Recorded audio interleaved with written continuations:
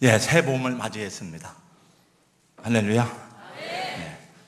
저희는 지난 3월 1일 날 새벽에 3.1절 기념 예배를 드리고 우리 교회에서 이제 만세 삼창을 했고, 대한독립 만세를, 애국가를 4절까지 부르고 나라와 민족을 위해서 함께 모여서 기도했습니다. 감사드리고요. 여러분 새해 봄과 함께 우리 나라도 부강하고 여러분 사업도 가정도 생활도 평안하고 화목하기를 예수님 이름으로 축원합니다. 제가 아까 이렇게 찬양을 하는데 이런 생각이 났습니다. 그 전에도 생각을 했더니 잃어버렸는데 갑자기 보니까 왜 우리 저 집사님들은, 저 장로님은 부부가 따로따로 떨어져 앉아서 예배를 드리는지 같이 앉아요. 같이. 부부가 같이 앉아요. 한국개발연구원, 삼성경제연구소, 서울대 경제연구소가 공동으로 지난 28일 날, 며칠 전이죠, 세미나를 주최했습니다. 세미나의 주제는 한국형 시장경제 체제의 모색이라는 내용이었습니다. 국가의 활력을 떨어뜨리는 요소가 무엇인가 여러 가지 조사했는데 그 중에 한 분이 이런 주제 발표를 했습니다. 한국 사회의 갈등 수준은 두 가지만 빼고 OECD 30개국 가운데 갈등 수준이 세 번째로 높은 나라랍니다. 그 두 가지 빼는 내용은 뭔가 하면, 하나 종교예요. 종교. 한국 사회처럼 다종교 사회가 없어요. 불교, 천주교, 기독교, 천도교, 유교, 많은 종교가 있는데 한국처럼 종교 간의 갈등이 없는 나라가 없습니다. 원래 종교는 싸우게 돼 있어요, 이게. 근데 한국처럼 이게 종교 간 갈등이 없고, 그것만 빼고 갈등이 세계에서 세 번째로 높은 나라. 근데 갈등 해소는 세계에서 꼴찌에서 세 번째. 갈등 해소가 안 되는 거예요. 그러니까 뉴스를 듣고 나니까 어떤 교수의 그 강의를 생각났습니다. 제가 지난주에 KBS에서 유영만 교수의 강의를 들었어요. 경희대학교 무슨 교육학과더라고요. 근데 그분 말입니다. 이제 박사가 많기로 유명한 나라가 대한민국이다. 여기도 박사가 여러 군데, 많이 여러 군 되고, 사실은 저도 박사입니다.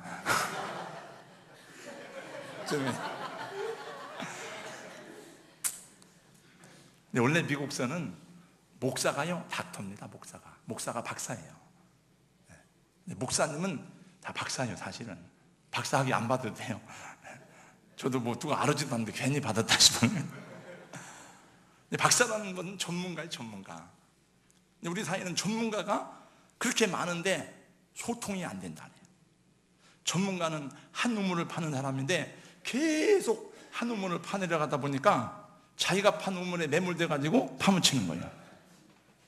주변을 돌아보라, 주변을. 소통을 해야 해요. 남의 얘기를 듣고 어떻게 돌아가는가 하라는 거죠. 남의 말을 경청할 줄 알아야 된다는 거죠. 근데 그분 얘기입니다. 무늬만 전문가, 답답한 전문가, 입만 살아있는 전문가, 재수 없는 전문가. 근데 그분이 말하기를 가슴이 따뜻한 전문가가 되어라. 그래서 박사보다 더 높은 학위가 있는데 그게 뭐냐? 밥사, 술사. 근데 그분이 모르겠어요. 그분이 크찬인지 잘 모르는데 가끔 성경 구절을 한번 인용해서 하는 걸 들었어요, 제가. 근데 뭐라고 하는가 하면은 그보다 더 높은 박사 후에, 밥사 후에 최고의 학위가 있는데 그게 뭔지 아십니까? 여러분, 최고의 학위가 뭔지 아세요? 그것은 봉사입니다. 봉사.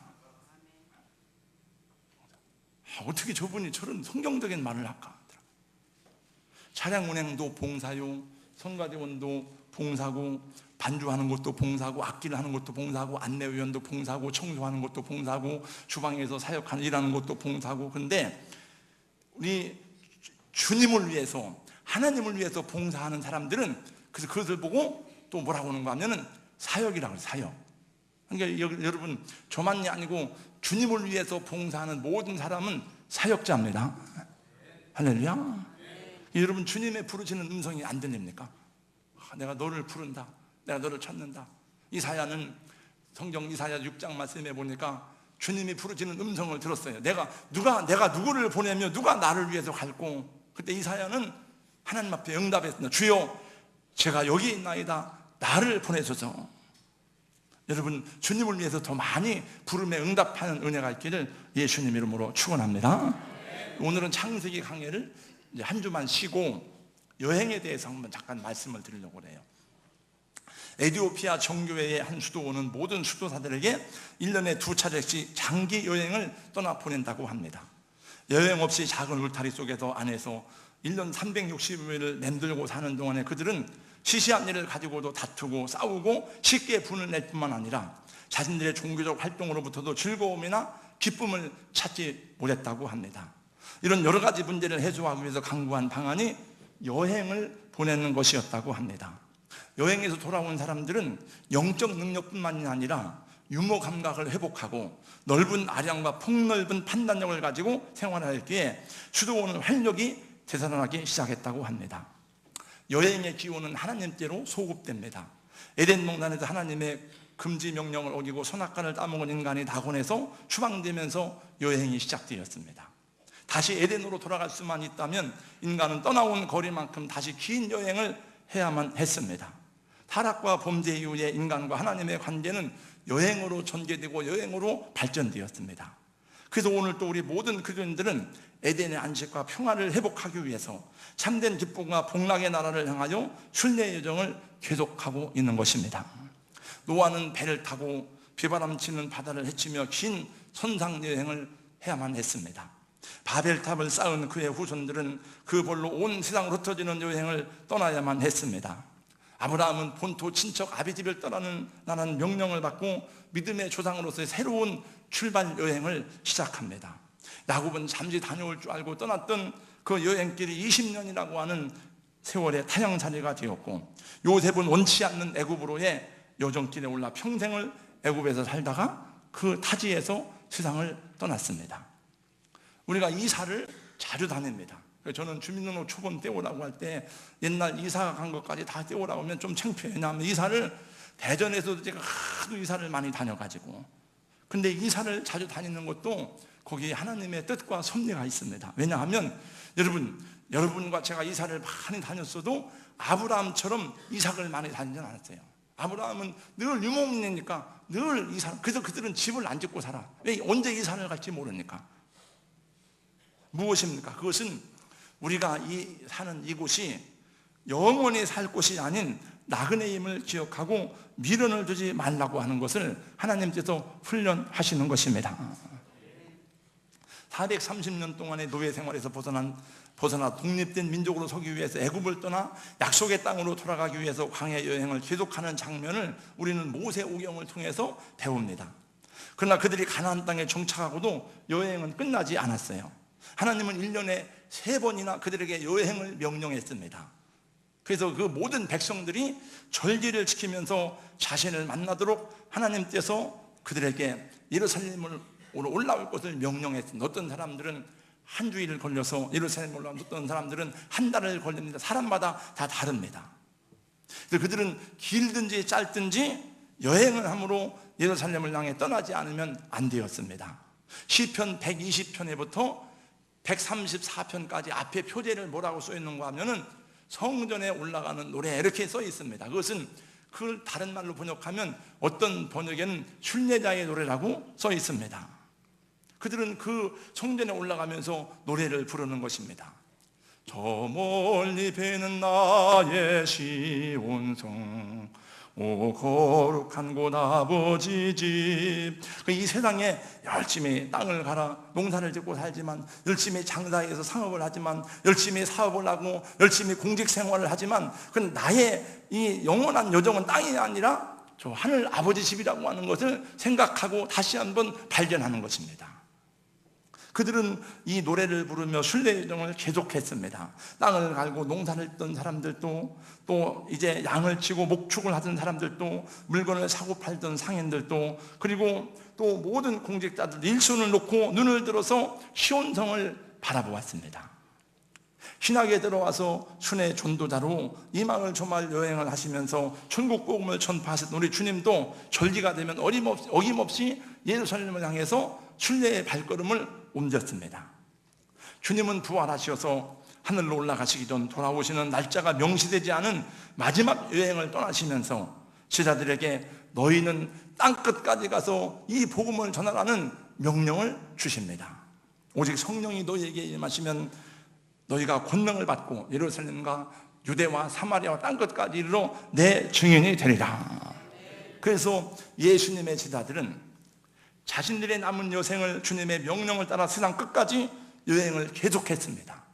그래서 여러분, 먼저 순교했던 야고보를 제외하고 11명의 모든 제자가 다 예루살렘 밖에 나가서 복음을 전하다가 순교했습니다.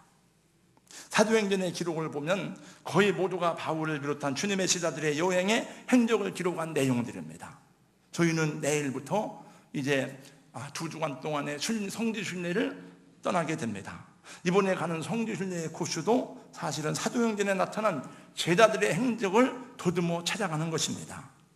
성경의 마지막 책인 계시록은 천상의 도시로 신비로운 여행을 하는 사도 요한의 천국 기행문입니다. 그리고 성경은 모든 인생들에게 가야 될 마지막 여행이 어디인지를 보여주고 그 여행을 준비하면서 끝납니다. 그래서 저희는 이제 그 종말론 바로 알기 계속 계시록 강의하다가 이제 어디까지 왔느냐? 지난주에는 새하늘 새 땅으로 들어가는 여행을 시작하게 되었습니다. 여러분 한번 와보세요. 이단들한테 가서 배우지 말고 바른 종말론을 배워야죠. 에덴을 떠나온 인간이 다시 그 도시로 돌아가는 여정을 보여주는 것이 성경입니다. 성경에서 여행과 그에 얽힌 이야기를 빼면 얼마나 될까요? 별로 없습니다. 다 길 떠나는 겁니다. 다. 이처럼 긴 역사를 간직한 성경의 여행은 죄를 지은 인간이 자신이 풀 수 없고 해결할 수 없는 인간의 한계를 발견하고 하나님 앞에 나아가 저주와 올무로부터 해방되는 기회를 제공하는 축복이 되기도 하였습니다. 그래서 저와 여러분 모두는 순례의 길을 떠나는 그런 여행자들이고 우리는 나그네가 아니라 천성을 향해 나가는 순례자인 줄로 믿습니다. 하늘의 곡조 울리니 다 같이요. 내 마음 기쁘도다 아름다운 멜로디로 날마다 주 찬양해 노래하는 순례자 구주의 손잡고 약속의 땅 찾아서 길 가는 순례자. 오늘 읽은 이 히브리서 본문의 말씀은 언젠가 제가 여러분에게 히브리서를 강해하면서 거듭 강조해서 증거한 말씀이기도 합니다. 그 주제는 순례의 길을 떠난 하나님의 백성이라는 것입니다. 옛 언약 백성이었던 이스라엘이 광야에서 40년을 지내면서 약속의 땅을 향할 때 그들이 경험한 이야기들을 여기 서술해주고 있습니다. 근데 광야에서 경험한 옛 하나님의 백성들의 경험이 그들만의 경험이 아니라 오늘 저와 여러분의 삶 속에서 동일하게 적용되고 있다고 하는 것을 성경은 지금 말씀해주고 있습니다. 광야의 이스라엘 백성들의 다수는 가나안 땅에 들어가지 못하는 실패를 경험했습니다. 우리는 그 성경을 보면서 이 사람들이 왜 가나안 땅에 들어가지 못했는지를 우리는 알고 있습니다. 이 미련한 사람들이 아니야? 바보 같은 사람들이 아니야? 라고 말합니다. 우리 여호수아와 갈렙을 보면서 정말 이 사람들은 복받은 사람이네, 믿음의 사람이네 라고 그들을 판단합니다. 그러면서도 우리는 여전히 동일하게 똑같은 과오를 범하고 있다고 하는 것을 성경이 우리에게 지적해주고 있습니다. 그러므로 너희는 그들이 범한 과오를 범하지 말 것을 오늘 성경은 우리에게 경계하며 권면하고 교훈하고 있는 것입니다.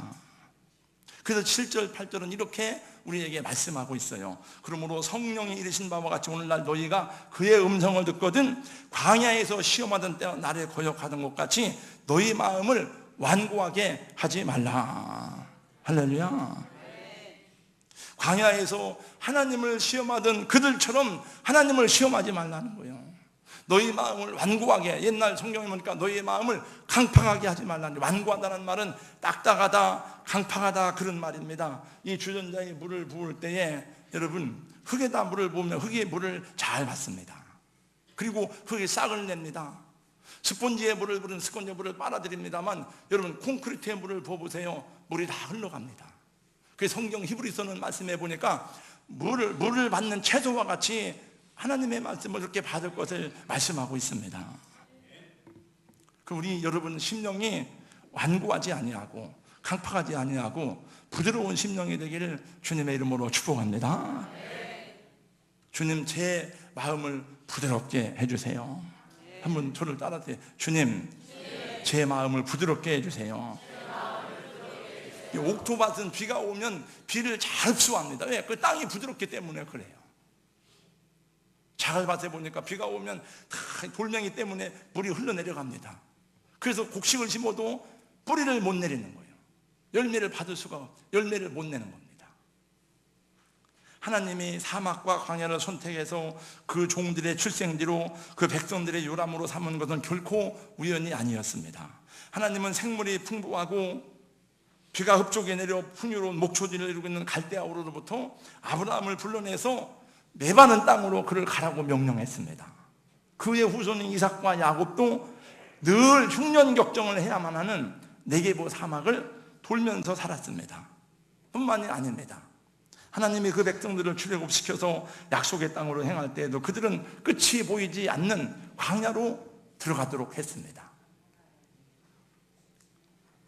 그래서 광야는 그 백성들이 출생하고 자라나고 교육받고 성장한 곳입니다.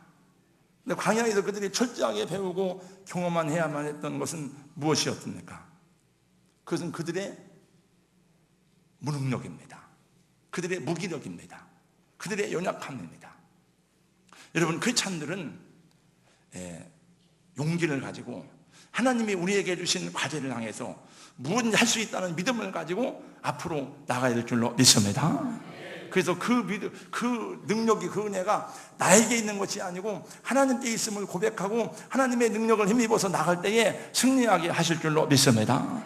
그러나 그런 은혜를 경험하기까지는 자기가 철저히 낮아지고 깨어지고 얼마나 무능력한 존재인 것인가를 경험하지 않고서는 그런 하나님의 능력을 입을 수가 없어요. 그래도 광야는 전적으로 하나님을 의존하는 법을 배우도록 준비된 장소입니다. 광야의 경험이 없이는 하나님의 종이 될 수가 없어요. 광야의 경험이 없이는 하나님의 백성이 될 수가 없습니다. 제가 사역을 지금 잘하고 있는 우리 한국의 진희근 목사라고 있습니다. 언젠가 한번 간증을 했습니다. 그분의 간증이에요. 열심히 공부를 해가지고 어렵게 공부를 해서 박사학위를 2개 받아봤습니다. 선교학 박사, 신학 박사. 하나님 기도해서 하나님 저를 어디로 보냈는지 저를 맨 처음에 불러주는 곳으로 가겠습니다. 하나님께서 개척교회를 하라면 개척교회를 하겠습니다. 농촌으로 가겠습니다. 큰 교회 불러주시면 큰 교회로 가겠습니다. 저는 큰 교회도 할 수 있고 작은 교회도 할 수 있고 농촌도 할 수가 있습니다. 마음이 열려져 있는데 하나님께서 6개월이 지나도록 1년이 지나도록 아무 데도 불러주는 사람이 없는 거예요. 여러 해를 보내면서 자기는 정말 쓰임받을 수 없는 사람인 것을 알게 되고 정말 이 밑바닥까지 낮아졌어요. 그때 하나님께서 비로소 자기가 얼마나 하나님의 은혜가 아니면 살 수 없는 것임을 고백한 광야의 체험을 감정하는 걸 들었어요. 근데 그런 목회자가 정말 하나님 앞에 한 영혼의 소중함을 알고, 근데 그분이 그렇게 할 때에 정말 나를 개척교회 전도사라도 불러주면 얼마나 좋을까. 그래서 사모하는데 개척교회에서도 오라고 하는 거예요. 전도사. 다 여러분 그런 경험을 한 번씩 하셨겠습니다만은, 저도 교회를 개척하면서 정말 어디에도 손을 뻗칠 수 없고 아무 희망도 없고 비전도 없는 그런 비전의 죽음을 경험해 봤습니다. 한낮의 뜨거운 태양, 건조함과 메마름, 고통스러운 사망의 열풍 같은 악조건 아래 살아야만 하는 광야는 무엇을 먹을까? 무엇을 마실까? 걱정하고 염려하고 불평하고 원망하기에 가장 좋은 장소였던 것입니다. 여러분, 지금도 우리는 감사할 게 막 따지면 수십 가지가 되지만, 여러분 지금 살아가는 이 환경 속에서 원망하고 불평하기 얼마나 좋은 조건인지 몰라요. 만약에 여러분들에게 우리 예배 드릴 때도 뭐 불평하려면 얼마나 불평할 게 많은지 몰라요. 저도 불평하려면 많은지 몰라요. 이 세상이 그렇습니다. 그래서 사람들은 스스로 무엇인가를 통제하고 어구하고 결정하고 조절하려고 합니다. 계획하고 미래를 구상하고 합니다. 그런 방식으로 살아가는 것이 우리의 보편적인 삶의 방식입니다. 그러나 광야에서는 모든 것이 거꾸로 돌아갑니다. 우리가 주위 환경들을 조절하고 통제하는 것이 아니고 주변 환경이 우리를 통제하고 제어합니다. 그래서 하나님은 광야를 그 백성의 출생의 장소로 뿐만 아니라 훈련의 장소로 선택하신 것입니다. 언제 어디서 식탁이 차려질는지 알 수가 없어요. 그러므로 광야야말로 이스라엘이 하나님을 신뢰할 수 있는 백성인가를 알 수 있는 최상의 장소였어요. 그 정말 여러분 어려움이 주어져봐야, 정말 극복하기 힘든 상황에 들어가야 그 사람의 믿음이 증명되는 거예요. 그래서 그 전에 그런 말을 하더라고요. 어떤 분들이 여자 믿으면 시집 가봐야 알고 남자 믿으면 군대 가봐야 안다. 그 속담에 그런 말이 있더라고요. 번쩍인다고 다 금이 아니다. 얘는 번쩍거린다고 다 금이 아닙니다. 가짜 금도 많습니다. 저는 저와 여러분이 금이란 것은 뭡니까? 금이라는 건 변하지 않는 것을 말해요. 결혼식 할 때 금반지를 주고받는 것은 너와 나의 언약과 사랑이 이 금처럼 변치 말자, 그거 아닙니까? 저는 여러분의 믿음이 어떤 환경을 만날지라도 변함이 없는 믿음으로 세워지기를 주님의 이름으로 축복합니다. 그러므로 광야야말로 이스라엘이 하나님을 신뢰할 수 있는 백성인 걸 알 수 있는 최상의 장소였던 겁니다. 하나님은 다 알아요, 여러분. 하나님은 다 알지만은 그래도 하나님은 시험을 해봐. 왜냐하면 우리 자신을 알도록 하기 위해서.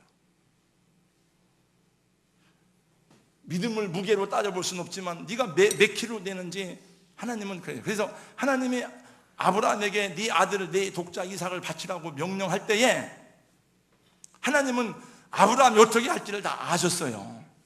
그러나 아시지만 왜 시험합니까? 아브라함의 믿음을 격려하기 위해서. 아브라함 자신도 놀란 거예요.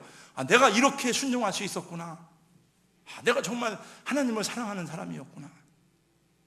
자신도 격려를 받는 거예요.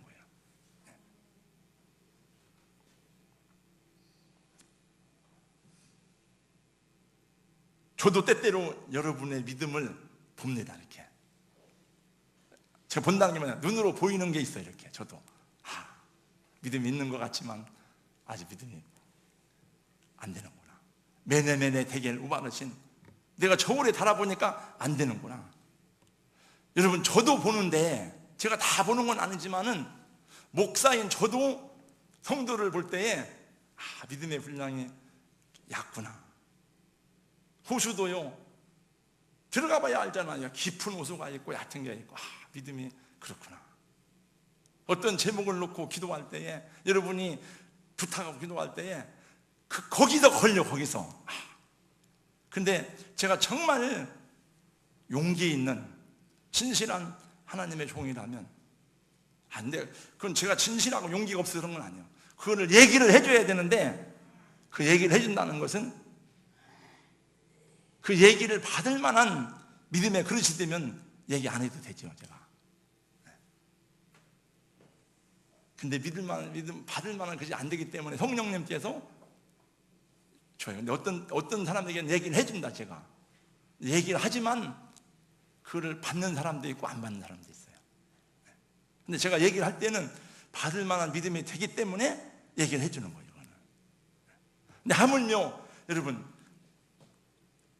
이 부족하고 미련한 저도 그걸 보는데 하나님께서 다 아시죠. 다 이렇게.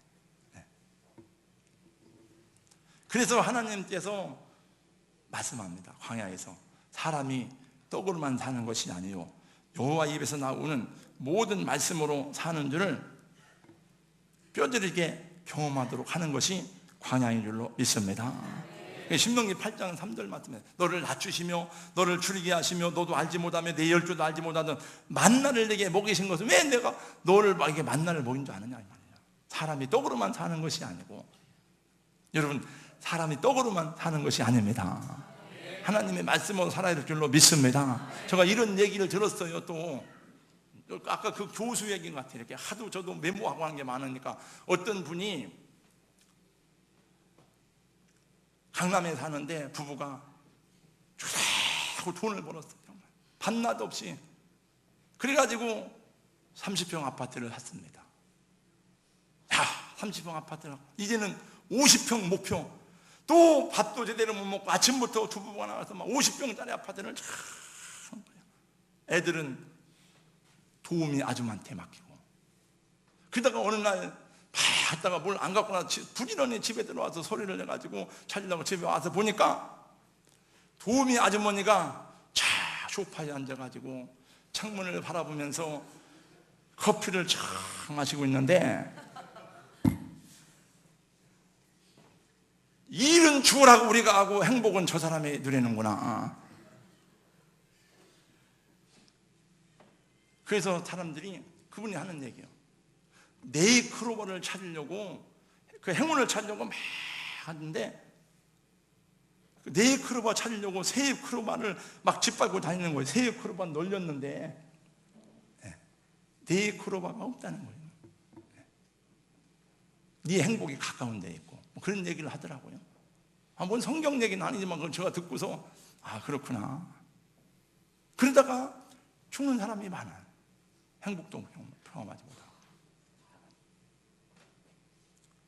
하나님의 은혜로우심과 성실하심은 언제나 이스라엘은 하나님의 은혜로우심과 성실하심에 대해서 거의 대부분 불평과 원망으로 응답하였습니다. 그들의 마음은 완고하고 강팍했고 망아지 새끼처럼 보잘것없는 뿔로 하나님을 막 들이받았습니다. 그리고 이렇게 말합니다. 시편 78편 19절 20절에 보니까 하나님이 광야에서 식탁을 준비할 수 있겠어? 하나님이 이 광야에서 고기를 주시고 빵을 주실 수 있겠어? 하나님을 조소했습니다. 그들은 하나님이 애굽의 바로를 꺾으시는 것을 보았습니다. 하나님이 반석에서 생수를 내시는 것을 그들은 경험했습니다. 하나님께서 어린 양의 피로 자기들을 구원하시고 홍해가 갈라지는 것을 그들은 경험했습니다. 그러나 그 경험들은 그때뿐이요. 제가요, 우리 지난주에 저하고 상담했던 어떤 형제의 얘기입니다. 자기 교회 얘기요. 정말 기적도 많이 일어났고 목사님의 은사와 기도를 통해서 냉동실에서 거기다 죽은 사람도 살아났고, 그리고 그 교회는 정말 작은 교회인데 목사님의 말을 어기고 주인날 다른 데 가면 사고 나고 막, 그러니까 두려워한대 사람들이.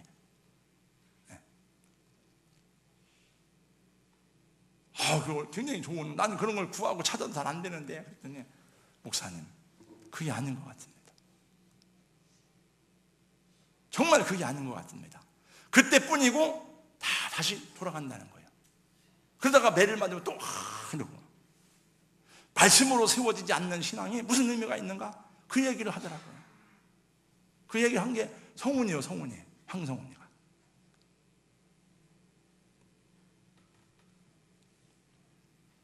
그래서 제가 늘 얘기하지만 기적을 보고 따라가는 신앙이 얼마나 허무한가.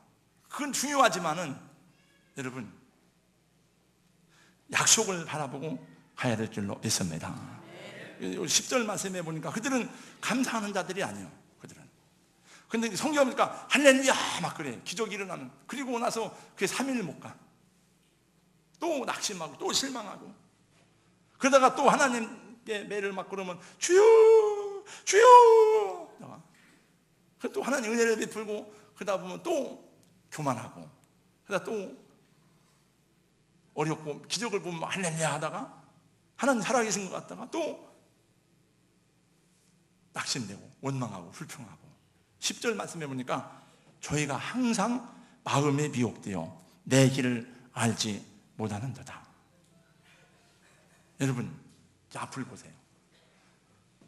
예배당 나가면은 끊임없이 믿음을 시험하는 유혹들이 끊임없어요. 다. 학교에서 배우는 교육도 문화도 핸드폰도 모든 것이 다 불신 세력의 악한 영들이 끊임없이 믿음을 덮습니다. 저는 참 여러분들이 그 모든 유혹을 이기고 이 예배당에 나왔다는 것이 정말 하나님의 은혜고 여러분의 귀한 믿음이라고 생각합니다. 이렇게 유혹이 많은 날에 이렇게 연휴가 지금 3일 동안 계속되는 마지막 끝날인데 지금 지금 이렇게 좋은 봄날에 봄맞이 가야지 뭘 예배당에 오냐고. 거기 가서 하나님 찬양해야 될 텐데 저 여러분 대둔산 가서 주님 찬양하지. 주님의 높고 위대하심을 막 거기서 예배하지.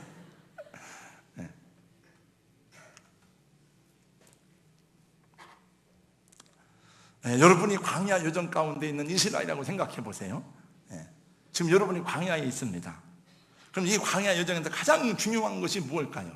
여기서 한번 생각할 시간을 30초 드립니다. 가장 중요한 게 뭘까?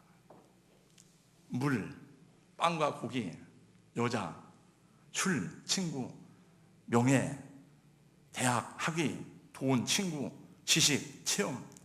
뭘까? 뭐가 필요하겠습니까?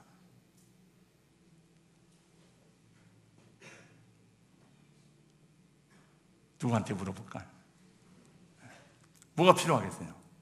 여러분, 광야에서 가장 필요한 것은 다른 것도 물론 필요하지만 다른 건 필요 없어요. 그것만 있으면 다 됩니다. 그거는 믿음이에요. 믿음. 할렐루야.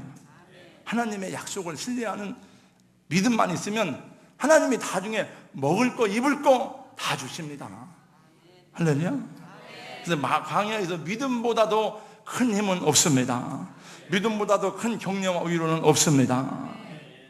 여러분 보세요. 여러분 여호수아와 갈렙이 끝까지 승리할 수 있었던 것은 하나님의 약속을 신뢰하는 믿음 때문에요. 여러분 때때로 삶이 뒤죽박죽일 때가 많이 있어요. 저도 막 뒤죽박죽이 하나님 제가 정말 목사로서 저는 바르게 겸손하게 말씀대로 살라고 했잖아요. 내가 능력이 없어서 못하는 건 어떻게 합니까? 그러나 제가 정말 주님 앞에 순종하려고 그러고 애쓰고 수고하고 기도하잖아요. 막 그런데도 어떤 때는 막 뒤죽박죽이야 이게. 어떤 때는 내가 생각하고 계획한 거 막 정은 엉망이요 이게. 또 성도들 보기에도 창피할 때도 있어요. 그래도 그분의 말씀과 약속을 그런 일은요 다 여러분도 있습니다. 다 믿음으로 산다고 해서 하나님이 다 형통한 일을 주시는 것만 아니에요. 어떠한 상황에 들어갈지라도 하나님의 말씀과 약속을 신뢰하는 것이 금이 가지 않기를 주님의 이름으로 축원합니다. 처음에는 여러분 깨지지 않은 믿음을 가졌지만 금 간 사람도 있어요. 금 가면 여기다가 여러분 물보도 다 새 나갑니다. 아무리 좋은 종이 돼도 금 가면은 소리가 제대로 안 납니다.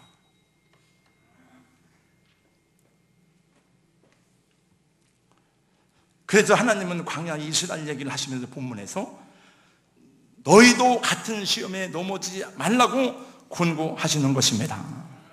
그래요. 사람이 떡으로만 사는 것이 아니라 하나님의 입에서 나오는 말씀으로 할 것이라는 하나님의 음성에 귀 기울이고 하나님을 신뢰하고 믿을 때에만 구약의 그 하나님의 백성이든지 오늘 신약의 성도들이든지 이 시대를 살아가는 백성이든지 간에 하나님 나라를 기업으로 받고 이 삶에서 생수 같은 하나님의 은혜를 경험하게 하실 줄로 믿습니다.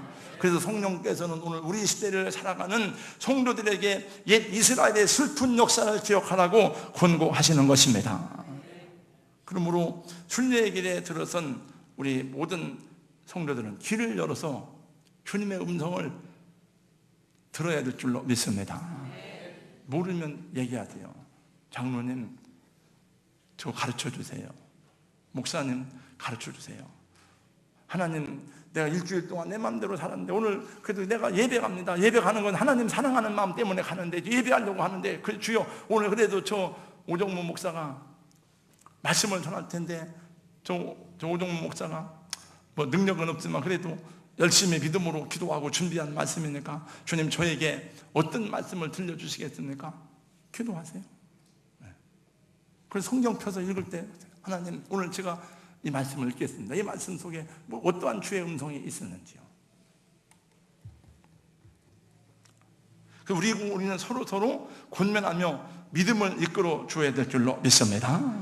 우리 13절 14절 말씀 읽습니다. 다 같이 한번 읽습니다. 시작. 오직 오늘이라 일컫는 동안에 매일 피차 권면하여 너희 중에 누구든지 죄의 유혹으로 완고하게 되지 않도록 하라. 우리가 시작할 때 확신한 것을 끝까지 홍보에 잡고 있으면 그도 함께 참여한 자가 되리라. 아멘. 그래서 하나님께서 우리 교회 공동체를 허락해 주셨어요. 서로 격려하고 세워주라고. 집사님 왜 요새 힘이 없어? 성도님 왜 요새 뭐 믿음이 떨어진 것 같아요? 같이 기도하자고. 서로 오늘이라 하는 날에 격려하라고 했어요.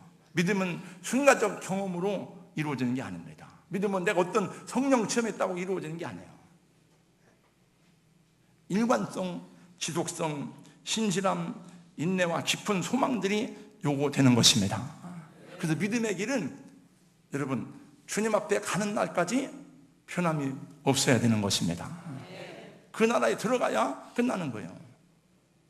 달려갈 길을 다 마치기까지 그 길을 바르게 걸어가야 승리자가 되는 줄로 믿습니다. 저희는 그동안 준비하고 기도하였던 성지순례를 내일 떠납니다. 저는 특별히 놀러 가는 거, 노는데 일가견이 있습니다. 저는 여행하는 것을 좋아합니다. 그래서 어디 가려고 그러면은 막 소풍을 앞둔 저는 어디 간다 그러면 한 6개월 전부터 막 그날을 기다리는 거예요. 간다. 내가 6개월 후에 성지순례 간다. 내 6개월 후에 내가 어디 뭐 선교 간다. 저는 좋아요. 근데 뭐 이번에 그렇게 좀 편하지만은 않아요. 왜냐하면 함께 가는 분보다 가지 못하는 분들이 많고 또 교회도 뭐 지금 뭐 한참 공사 중이고 그래서 여러 가지로 죄송합니다. 그러나 죄송한 마음으로 떠나지 않도록 여러분들이 기쁘게 박수치며 보내주시기를 주님의 이름으로 소원합니다. 네. 아멘을 크게 한 사람은 더 좋은 곳으로 갈 수 있을 줄로 믿습니다. 네. 기쁘게 보내주는 분들은요, 근데 제가 보니까 나가야 돼요. 우리 김창곤이 일부 예배 나왔더라고요. 제가 아침에 그 얘기했는데 창곤이 우리 선교 갔잖아요. 저기 몽골에. 나는 김창곤이를 보면서 여지껏 그렇게 이쁘고 사랑스럽고 천사 같고 막 온유하고 안아주고 싶고 그냥 처음 봤어요. 그때 정말이에요. 그렇게 말 잘 듣고 순종하는 김창곤이 네. 난 절대 아니에요. 막인데 우리 맨 처음에 선교 갔을 때 까다클랑 갔는데 그때 간 사람이 우리 최선 교사님, 황성훈이, 박진우 이런 형제들이었어요. 12명 갔었는데 그 봉사의 기쁨, 봉사의 능력이라는 것을 그때 갔던 분이 이길자 집사님, 이재옥 집사님 어른들은 둘이었어요. 다 죽어가지고 막 그래가지고 이재옥 집사님 때 암에 걸려가지고 했다가 죽었다 살아난 사람 아니에요. 그래가지고 막 그 까닭글란을 가는데 다 쓰러졌어요. 뭔 이 사람들이 있고 선교를 하냐 말이에요. 말이 안 되죠. 그런데 다음 날 되니까 쇼가 아니에요. 그거는 연예인들은 막 쇼잖아요. 우리는 쇼가 아니고 정말 이 사람들이 막 일어나가지고 봉사하는데 너무너무 기쁘고 행복한 거예요. 그날 끝날 밤 12시 넘어서 도착을 했는데 비가 내리는데 언덕이 보이지도 않아요. 거기에 무슨 전기가 있습니까? 뭐가 있습니까? 그런데도 청년들이 막 서로가 그 짐을 지고 가는 거예요. 막 더 어려운 건 자기가 먼저 하는 거예요. 그 까닭글란에서 오고까지 가려면 1시간을 걸어가야 돼. 막 산 넘어. 근데 거기 가는 것도요, 서로가 어려운 걸 먼저 해서, 야, 이게 우리 교회 청년들이 아니다. 그 보내야 돼. 보내면은 다 달라집니다.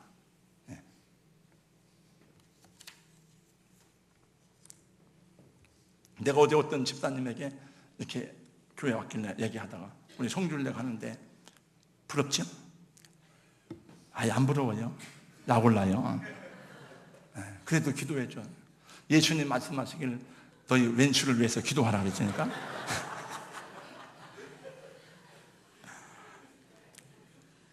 여러분, 그래 너희들끼리 다 갔다 와라 이렇게 하지 말고 여러분 원수를 위해서 기도하시기 바랍니다.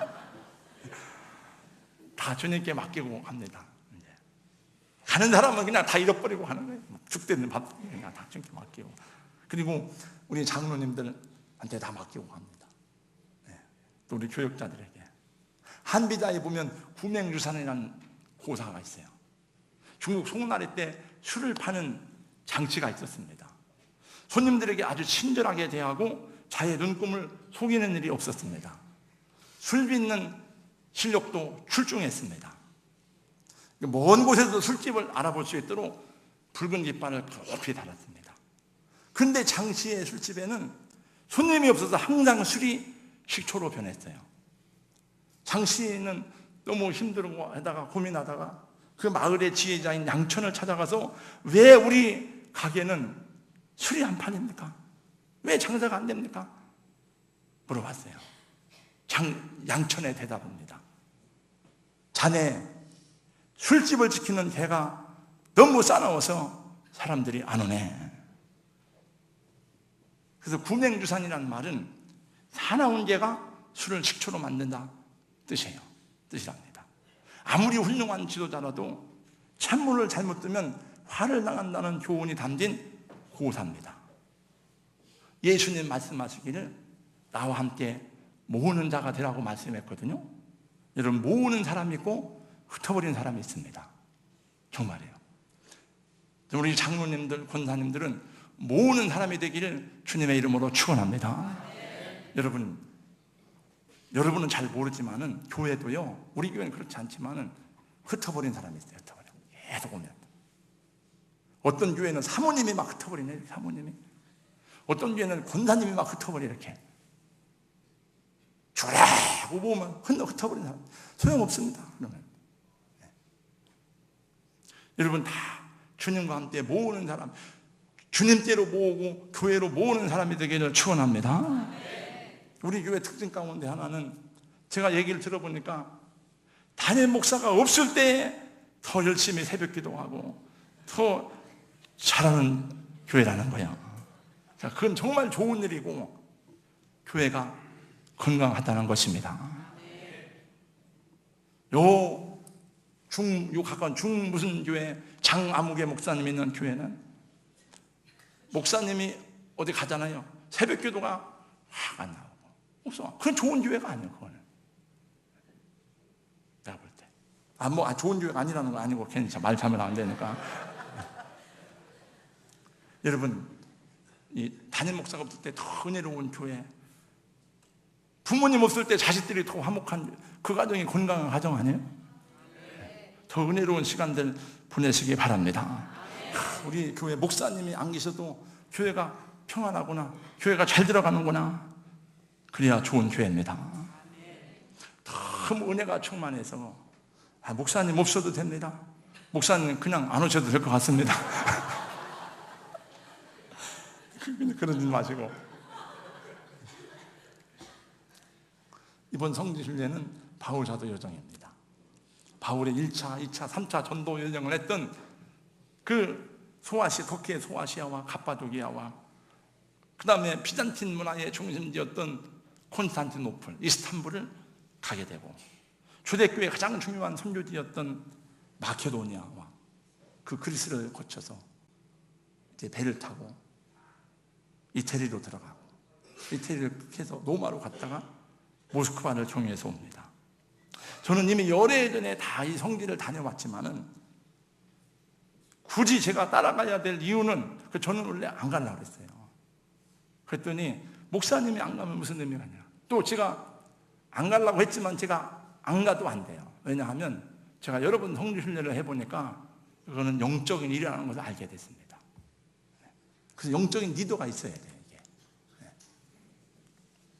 이번 여행에 주님이 저희들에게 큰 은혜 주시도록 위에서 기도해 주시고 다시 한번 영적인 성숙을 경험하고 더 폭넓은 사람이 되고 더 겸손하고 주님을 더 뜨겁게 사랑하고 복음을 위해서 그들을 위해서 헌신하는 우리 주의 종들과 또 우리 성교순례 팀들이 될 수 있도록 기도해 주시기를 주님의 이름으로 부탁을 드립니다.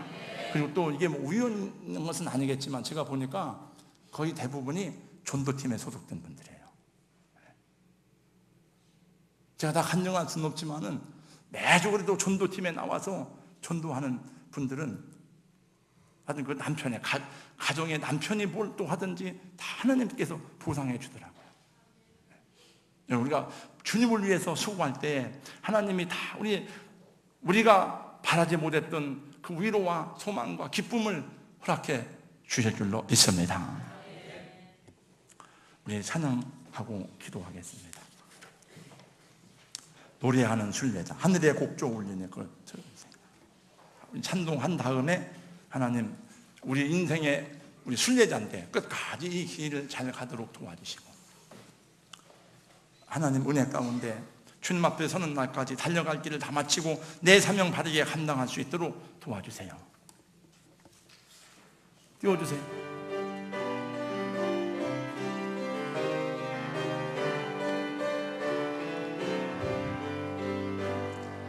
하늘의 곡조 울리니 내 마음 기쁘도다.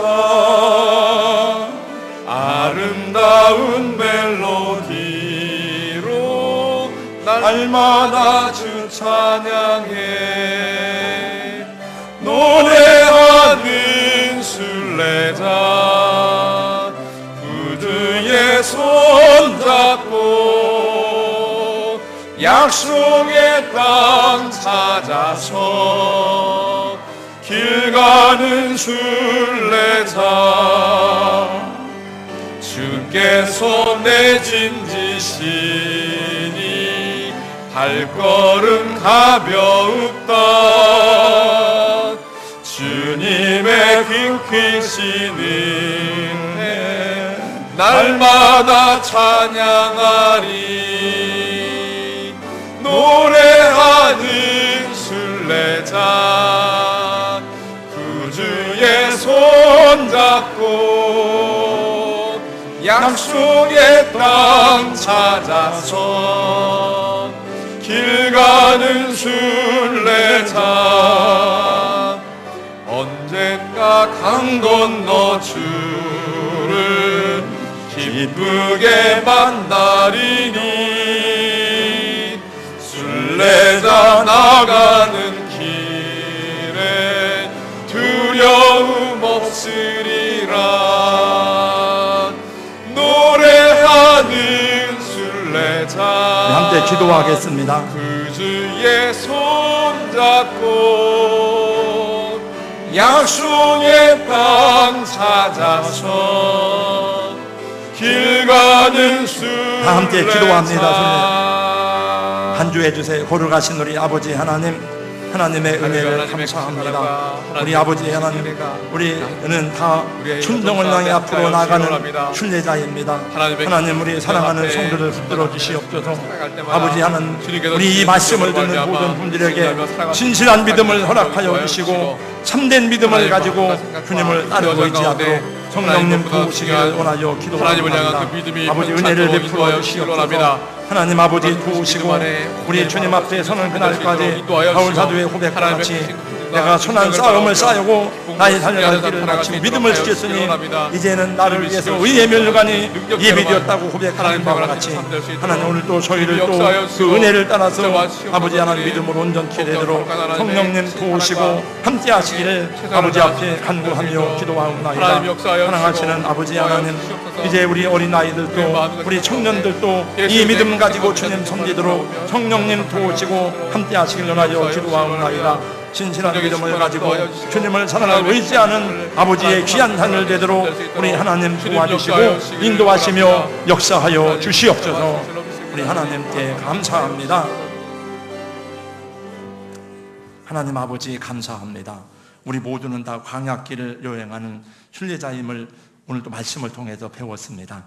우리 하나님 아버지, 지금 우리가 어디까지 이르렀든지 이제 곧 그 시온성에 들어갈 사람도 있고, 하나님 이제 아직도 남은 길이 많이 있는 분들도 있습니다. 바울 사도의 고백과 같이 내가 선한 싸움을 싸우고 나의 달려갈 길을 마치고 믿음을 지켰으니 후로는 나를 위해서 의의 면류관이 예비되었다고 고백하는 것처럼 우리 또 동일한 고백을 하는 하나님의 사람들이 되도록 도와주시옵소서. 오늘날 너희가 그의 음성을 듣거든 광야에서 시험하던 날에 거역하던 이스라엘과 같이 너희 마음을 강팍하게 하지 말라고 말씀했습니다. 오직 오늘이라 일컫는 동안에 서로 권면하고 너희 중에 누구든지 지혜의 유혹으로 완고하게 되지 않도록 피차 권면함으로 세워줄 것을 말씀했습니다. 하나님, 이 귀한 믿음의 여정에서 우리 혼자 가는 일이 아니라 주님 이렇게 함께 동행하고 함께 동역할 수 있는 귀한 교우들을 허락하시니 감사합니다. 믿음의 공동체를 허락하시니 감사합니다. 우리 하나님 장로님들, 또 권사님들, 집사님들, 우리 귀한 형제자매들, 또 우리 사랑하는 청년들, 우리 모든 한 공동체가 서로서로 격려함으로 주님 앞에 이르는 그날까지 온전케 되도록 성령님이 도와주시옵소서. 특별히 내일부터 2주간 동안 성주순례를 다녀오는 분들에게도 하나님께서 함께하시고 발걸음걸음마다 평안하게 하시고 행복한 여정이 될 수 있도록 주님의 친히 동행하여 주시옵소서. 예수님 이름으로 기도하옵나이다. 아멘.